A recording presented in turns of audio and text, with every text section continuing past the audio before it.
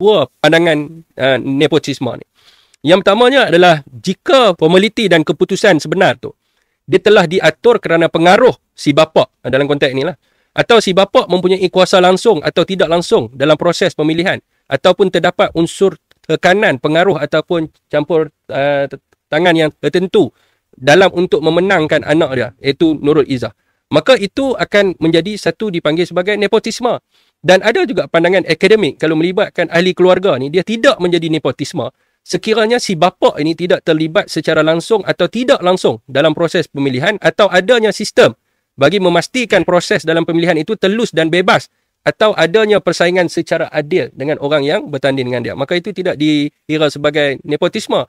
So dalam keadaan ini, hanya ahli PKR sajalah yang dapat tentukan sama ada dalam keadaan kes Nurul Izzah dan Rafizi ini, adakah berlakunya sebagaimana yang ditafsirkan sebagai nepotisme ataupun tak. Dan mereka juga menangani persepsi luar yang perlu dipandang serius juga. Bagaimana seorang bapa boleh menjadi presiden, anak timbalan presiden dan isteri sebagai penasihat ataupun ketua umum. Namun benda ni juga tak jadi masalah kerana ada berlaku pada zaman Mesir dulu.